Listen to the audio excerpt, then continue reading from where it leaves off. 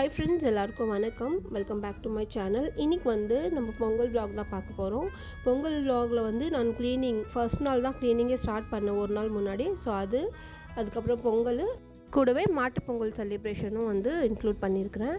நான் வருஷம் என்ன நினைப்பேன்னு சொல்லிட்டு பார்த்தீங்கன்னா, ஒரு 4 நாள் முன்னாடியாவது நம்ம வந்து வீடு க்ளீன் பண்ணி வச்சுட்டு எல்லாமே அமர செய்யணும்னு. ஆனால் அது எப்போவுமே வந்து ஆனதே இல்லை. ஒரு நாள் முன்னாடி தான் அவசரமாக செய்கிற மாதிரி இருக்கும்.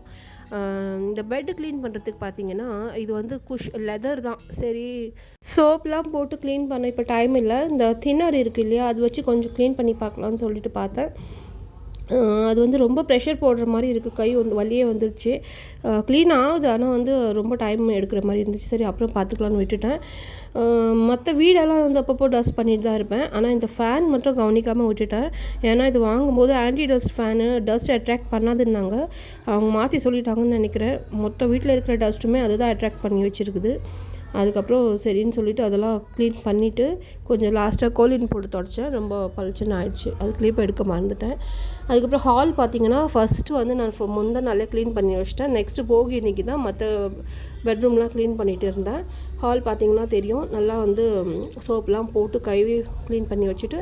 ஆனால் இந்த பெயிண்ட்லாம் பண்ணாதனால செவுரு கொஞ்சம் அழுக்காக தான் இருந்துச்சு. அப்புறம் இந்த ஸ்விட்ச் போர்டு ரொம்ப அழுக்காக இருந்துச்சு. அதுவும் தின்னர் வச்சு க்ளீன் பண்ண சூப்பராக க்ளீன் ஆகிடுச்சு. ஸோ ஒரு வழியாக எல்லாமே க்ளீன் பண்ணிவிட்டு நெக்ஸ்ட்டு பொங்கல் அன்றைக்கி பார்த்திங்கன்னா ட்ரெஸ்லாம் எடுத்து மஞ்சள் வைக்கலான்னு சொல்லிட்டு எடுத்து பார்த்துட்டு இருந்தேன். பசங்களோட ட்ரெஸ்ஸு, ஹஸ்பண்ட்க்கு வந்து அவங்க ப்ரொஃபஷனாக இது தான் அப்படின்றதுனால அவங்க வந்து கரெக்டாக சாய்ஸ் பண்ணி எடுத்துகிட்டு வந்துடுவாங்க. பசங்களுக்கு ட்ரெஸ் எடுக்கிற வேலையில் எனக்கு எந்த பிரச்சனையும் இல்லை. அவங்க கரெக்டாக அந்தந்த ஒகேஷனுக்கு ஏற்ற மாதிரி எடுத்துகிட்டு வந்துடுவாங்க. அதுக்கப்புறம் கொட்டை நைட்டே ஊற வச்சுட்டேன். ஒரு 5 வகையான கொட்டை வீட்டிலே இருந்துச்சு, எதுவும் வாங்கலை. ஃபஸ்ட்டு வாங்கிட்டு வந்ததே இருந்துச்சு, அதே ஊற வச்சுட்டு எல்லாமே அடுப்பில் கொஞ்சம் கொஞ்சம் ஒலலாம் வச்சுட்டு அதுக்கப்புறம் பொட்டு வைக்கலான்னு சொல்லிட்டு வந்துட்டேன் கதவுக்கு. எனக்கு சின்ன வயசுலேருந்து பிடிச்ச வேலைன்னா இதுதான். கோலம் போடுறது, இந்த மாதிரி வீடு டெக்கரேஷன் பண்ணுறது, இந்த கதவுக்கெலாம் இந்த பொட்டுலாம் வச்சு டெக்கரேஷன் பண்ணுறது ரொம்ப பிடிக்கும். ஆனால் என்னென்னா, அப்போல்லாம் வந்து நம்மளுக்கு இந்த வேலை மட்டும் தான் இருக்கும். ஆனால் இப்போ வந்து கூடவே எல்லா வேலையும் நம்ம தான் பார்க்குற மாதிரி இருக்குது, சமையல்லேருந்து எடுத்து எல்லாமே. ஸோ கொஞ்சம் டயர்டாக தான் இருக்குது.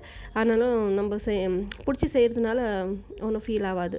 அதுக்கப்புறம் கோலம் போடுறதுக்கு பார்த்திங்கன்னா, இந்த ஸ்பெஷல் ஒகேஷன்ஸ்லாம் வந்துச்சுன்னா நான் செம்மீன் விடுவேன். இங்கே வந்து கோலம் போட்ட உடனே பசங்க வந்து வெயிட் பண்ணிகிட்டே இருப்பாங்க, எப்போ போடுவாங்க, எப்போ கழிக்கலாம்னு சொல்லிட்டு. என் பசங்க கிடையாது, அவங்க வந்து தாண்டி தான் போவாங்க. பட் இங்கே பில்டிங்கில் இருக்கிற அப்பார்ட்மெண்ட்டில் இருக்கிற பசங்களாம் வந்து அப்படி தான். இதுக்கே கேமரா கூட இருக்குது டோராண்ட. ஸ்டில் நம்ம கொஞ்சம் கதவு சாத்தணும்னா அது பண்ணி வந்து கழிச்சிடுவாங்க. ஸ்டார்டிங்கில் போயிட்டு நான் செக்யூரிட்டி ஆஃபீஸில் போயிட்டு, சொசைட்டி ஆஃபீஸில் போயிட்டு கொஞ்சம் செக்லாம் பண்ணேன் கேமராவில். அதுக்கப்புறம் பார்த்தா ரொம்ப குட்டி பசங்க தான் இந்த வேலையை பண்ணுறாங்க. அவங்கள திட்டவும் முடியாது. பேரண்ட்ஸ் கிட்ட வார்ன் பண்ணணும், இந்தமாரி பண்ண வேணாம்னு சொல்லுங்கன்னு. ஆனாலும் இந்த கோலம் கழிக்கிறதே ஒரு என்டர்டெயின்மெண்ட்டாக வச்சுட்டு சுற்றிட்டு இருக்குதுங்க இந்த பசங்க. அதுக்கப்புறம் நான் உள்ளே வந்துட்டு கொட்டை குழம்பு வைக்க ஆரம்பிச்சிட்டேன். எப்போவுமே வெங்காயம் தக்காளிலாம் வதக்கி வைப்பேன். இந்த வாட்டி அம்மா வந்து அப்படியே எல்லாத்தையும் ஒன்றா போட்டு வேக வச்சு வைக்க சொன்னாங்க, பட்டுன்னு ஆயிடும்னு சொல்லிட்டு. பொங்கலும் பொங்கி வந்துடுச்சு சூப்பராக. ஸோ பசங்களெல்லாம் கூப்பிட்டேன். இன்றைக்கின்னு பார்த்து ட்ரெஸ்ஸு போட்டுட்டு மனோவும் தேவான்ஷும் ரொம்ப சண்டை போட ஆரம்பிச்சிட்டாங்க. 2 பேரும் சண்டை போட்டு தேவான்ஷ் பண்ணது நான் பார்க்கல, தெரியாமல் வந்து மனோவை திட்டிட்டு அவன் கோவம் வந்து வெளியே ஓடி போயிட்டான். ஸோ பொங்கல் டைமில் அவன் போட்ட ட்ரெஸ்ஸு கூட எடுக்கவே இல்லை ஃபோட்டோ. நெக்ஸ்ட் டே மாட்டு பொங்கலுக்கு தான் கொஞ்சம் எடுத்திருந்தோம். அதுக்கப்புறம் பார்த்திங்கன்னா நல்லா சக்கரை பொங்கல் சூப்பராக வந்து ரெடி ஆகிடுச்சு. அதுக்கு முன்னால் குக்கரில் தான் வைப்பேன். பட் இப்போ இந்த குண்டானில் வைக்கிறது, ரொம்ப பானையில் வைக்கிறோம்ல ஸ்டீலில், ரொம்ப நல்லா இருக்குது. அது ஒரு அடுப்பு இல்லைனாலும் நம்ம கேஸில் தான் செய்கிறோம். அடுப்புலாம் இங்கே வச்சு பண்ண முடியாது. பின்னாடி பால்கனியில் வைக்கலான்னு யோசனை இருக்கும். ஆனால் வந்து சொசைட்டியில் பர்மிஷன் இல்லை அதெல்லாம் வைக்கிறதுக்கு. சரின்னு சொல்லிவிட்டு பானையாவது யூஸ் பண்ணலான்னு சொல்லிட்டு அதில் 2-3 வருஷமாக அதில் தான் வச்சுட்டு இருக்கிறேன். அதுக்கப்புறம் பார்த்திங்கன்னா மஞ்சள் புளியார் எல்லாம் பிடிச்சி வச்சுட்டு பொங்கல் எடுத்துகிட்டு வந்து வச்சுட்டேன். நான் எப்போவுமே எப்படி நாங்கள் பண்ணுவோன்னா, காயெலாம் வந்து ராவாக அப்படியே எடுத்துன்னு வந்து வச்சுட்டு இங்கே வெளியோ படைச்சிட்டு அதுக்கப்புறம் அந்த கொட்டை குழம்பு வைப்போம். பட் நிறைய பேர் வந்து ஒன்றாவே படைக்கலான்னு கூட சொன்னாங்க. இன்றைக்கி வந்து ஒரு 15 வகையான காய், அதுக்கப்புறம் ஒரு 5 வகையான கொட்டை போட்டு கதம்ப சாம்பார் ரெடி பண்ணிட்டேன். வெளியே சக்கரை பொங்கல் படைச்சிட்டு உள்ளே வந்து கதம்ப சாம்பார் வெண்பொங்கல்லாம் வச்சு படைத்தோம். பட் நேற்று வந்து எனக்கு கேமராமேனே என் சின்ன பையன் தேவான்ஷ் தான். அவன் வந்து அந்த உள்ள படையல் போட்டது சரியாக கிளிப்பிங் எடுக்கலை.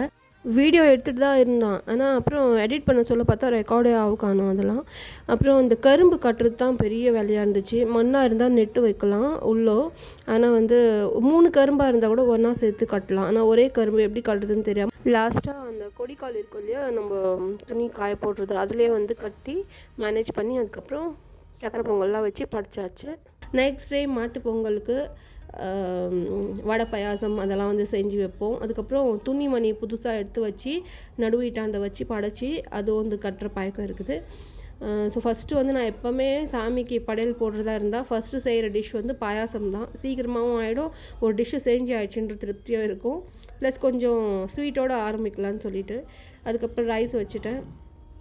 பாயாசத்துக்கு இந்த சேமியா பார்த்திங்கன்னா ரோஸ்டட் சேமியான்னு தான் எப்போவுமே போட்டிருக்கோம். இருந்தாலும் நான் வறுத்து தான் போடுவேன் நெய்யில். இந்த முறை அப்படியே செஞ்சு பார்க்கலாம், ரோஸ்டட் தான் அப்படின்னு செஞ்சேன். கொஞ்சம் குழன்னு ஆகிடுச்சு பாயாசம். ஸோ நெக்ஸ்ட் டைம்லேருந்து ரோஸ்ட் பண்ணி தான் போடணுன்னு இருக்கிறேன். ரோஸ்ட் பண்ணி பாருங்கள், ரோஸ்ட் பண்ணி போட்டு பாருங்கள், கொஞ்சம் டேஸ்ட்டில் நிறையவே டிஃப்ரென்ஸ் தெரியும் உங்களுக்கு. அதுக்கப்புறம் பார்த்திங்கன்னா கத்திரிக்காய் சின்ன சின்ன கத்திரிக்காவாக இருந்துச்சு, ரொம்ப குட்டி குட்டி கத்திரிக்காய். சரி எண்ணெய் கத்திரிக்காய் நல்லாயிருக்கும்னு சொல்லிட்டு கொஞ்சம் எடுத்து வச்சுட்டு மீதி வந்து சாம்பாருக்கு யூஸ் பண்ணிட்டேன். மனோமாய்க்கு இன்றைக்குமே ஸ்கூல் தான், மாட்டு பொங்கல் இன்றைக்குமே ஸ்கூல் வச்சுருக்குறாங்க. தேவான்ஷ் வந்து கொஞ்சம் ஃபீவராக இருந்ததுனால போகல ஸ்கூலுக்கு. அந்த ஸ்கூல்லேருந்து வந்த உடனே ஏதோ ஸ்கூலில் சாக்லேட் கொடுத்தாங்க யாருக்கோ பர்த்டேன்னு சொல்லிட்டு, அதை அவன் சாப்பிட்டுட்டு வந்துடுவான், இங்கே வந்து சொல்லுவான் நான் சாக்லேட் சாப்பிட்டேன்னு. அவன் அழுவணுன்னு தேவான்ஷ் ஆனால் ஒரு சின்ன சாக்லேட் கொடுத்தா கூட பாதி சாப்பிட்டு பாதி எடுத்துகிட்டு வந்து இவங்ககிட்ட கொடுப்பான் மனோக்கிட்ட. ஸோ அவ்வளோ டிஃப்ரென்சஸ் இருக்குது 2 பேருக்குள்ளவே. எல்லோரும் ஒரே மாதிரி இருக்க முடியாது இல்லையா, அந்த மாதிரி. அதுக்கப்புறம் பார்த்திங்கன்னா வடையும் போட்டு எடுத்தாச்சு. நான் வெறும் 6 வடை மட்டும் போட்டு இருந்தேன், ஒரு 3 இலைக்கு ஆகிற மாதிரி. மீதி வந்து அப்புறம் சாயந்தரமாக கொஞ்சம் சூடாக செஞ்சு சாப்பிட்டுக்கலாம் அப்படின்னு சொல்லிட்டு. மாட்டுப்பொங்கல் எப்படியோ நம்ம வந்து ஈவினிங் 6 o'clock மேலே தான் படைப்போம் சாயந்தரத்தில். இந்த முறை நான் வந்து கரெக்டான டைமில் படைச்சிருந்தேன். அதுக்கப்புறம் கோலமாவு கலர் பார்த்திங்கன்னா சுத்தமாக இல்லை வீட்டில். இது வந்து பழைய கலர் ஏதோ இருந்துச்சு, ஒரு 3 கலரு, அது மட்டும் வச்சு அட்ஜஸ்ட் பண்ணி போட்டேன். சரி, ஆனால் அதுவுமே வந்து நல்லா இருந்த மாதிரி தான் இருந்துச்சு. எப்படி இருக்குதுன்னு சொல்லுங்கள். தமிழில் வந்து கூகுளில் பார்த்தா எழுதினேன். எனக்கு தமிழ் ரொம்ப பிடிக்கும். ஆனால் வந்து அந்த இல்லு, அந்த லா 2-3 லா இருக்கா, 2 லா இருக்குது, நா 3 நா இருக்குது, அதெல்லாம் வந்து கன்ஃபியூஸ் ஆகிடும். எந்த நா யூஸ் பண்ணணும், எந்த லா யூஸ் பண்ணணும், அது கொஞ்சம் கன்ஃபியூஸாக இருக்கும். அதான் கூகுளில் பார்த்து செக் பண்ணி கோலம் போட்டாச்சு.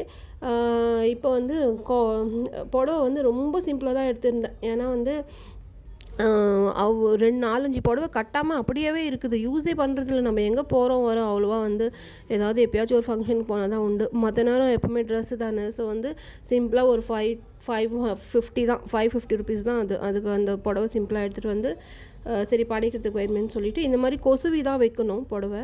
ஸோ இந்த மாதிரி மணிக்கு மேலே மஞ்சள்லாம் வச்சு கொசுவி தான் வைக்கணும் ட்ரெஸ் இல்லாமல். ஹஸ்பண்டுக்கு வந்து எடுக்கலை, ஏன்னா இப்போ தான் ரீசெண்டாக ஒரு 2-3 செட்டு அவங்க தைச்சாங்க. ஸோ வந்து பசங்களுக்கும் எனக்கு மட்டும் தான் எடுத்தோம். அப்புறம் பார்த்திங்கன்னா படையலுக்கு வந்து இலை பார்த்திங்கன்னா ரொம்ப எல்லோவாக கீஞ்சி போன மாதிரி இருக்கும். இங்கே இலை கிடைக்கிறது ரொம்ப பெரிய விஷயம். அதுவும் ஏதாவது படைக்கிற நாள்லாம் வந்துச்சுன்னா ரொம்ப காஸ்ட்லியாக இருக்கும். 10 ரூபா 5 ரூபா ஒரு இலை. ஸோ நேற்று பொங்கலுக்கு வாங்கிட்டு வந்த இலையே ஒரு பெரிய இலை வந்து மீத்தி வச்சுருந்தேன். அப்புறம் இன்னொரு விஷயம் என்னென்னா, எப்போ படையல் போட்டாலும் ஸ்டாண்டர்டாக அந்த 2 பொரியல் தான் இருக்கும். இப்போ உருளைக்கிழங்கும் முட்டைகோஸ் பொரியல், அதுக்கப்புறம் சாம்பார் வந்து முருங்கைக்காய் கத்திரிக்காய். வாங்கிட்டு வந்தாலும் சரி, இல்லை வீட்டில் இருக்கிற காய் அதே போட்டு வைக்கலான்னு பார்த்தாலும் சரி, அந்த பொரியல் தான் அமையும். எனக்கு ஈஸியாகவும் இருக்கும், ப்ளஸ் அதான் பிடிக்கும், அந்த காம்பினேஷன் தான் பிடிக்கும் எல்லாருக்குமே. அப்புறம் இன்னொரு விஷயம், மற்ற நாள்லாம் நம்ம உப்பு காரம் எல்லாம் செக் பண்ணி செய்வோம். ஆனால் இந்த படைக்கிற போது மட்டும் எதுவுமே செக் பண்ணாமல் தானே செய்வோம், டேஸ்ட் பண்ணாது. ஆனால் அவ்வளோ டேஸ்ட் எப்படி தான் வரும்னு தெரில, கரெக்டாக இருக்கும் எல்லாமே, உப்பு காரம்லாம் கரெக்டாக இருக்கும். அப்படி ஒரு டேஸ்ட்டாக இருக்கும். நம்ம தான் செஞ்சோமான்னு சொல்லிட்டு ஒரு டவுட் வந்துடும். அந்த மாதிரி தான் இருந்துச்சு அன்றைக்கும். ரொம்ப சூப்பராக இருந்துச்சு சாப்பாடெலாம். அதுக்கப்புறம் படித்தாச்சு. தேங்காய் பார்த்திங்கன்னா தேங்காய் தண்ணி குடிக்க நான் தான் ஃபஸ்ட்டு ஆளாக இருப்பேன். அன்றைக்கின்னு வந்து சுத்தமாக ஒரு சொட்டு தண்ணி கூட வரல, தேங்காய் மட்டும் பெருசாக இருந்துச்சு. ஆனால் பூ இருந்துச்சு தேங்காயில், அதுவும் நல்லது தானே அப்படின்னு சொல்லிட்டு வச்சு படித்தாச்சு. அதுக்கப்புறம் சாப்பிட்டு புது ட்ரெஸ்லாம் போட்டுட்டு காலில் விழுந்து ஆசீர்வாதம்லாம் வாங்கிட்டு காசெல்லாம் வாங்கி வச்சுட்டு அதுக்கப்புறம் நாங்கள் கொஞ்சம் ஃபோட்டோ எடுத்தோம். அவ்வளோதான், பொங்கல் செலிப்ரேஷன் சூப்பராக முடிஞ்சிச்சு. நெக்ஸ்ட் vlogல பார்க்கலாம். பாய், தேங்க்யூ.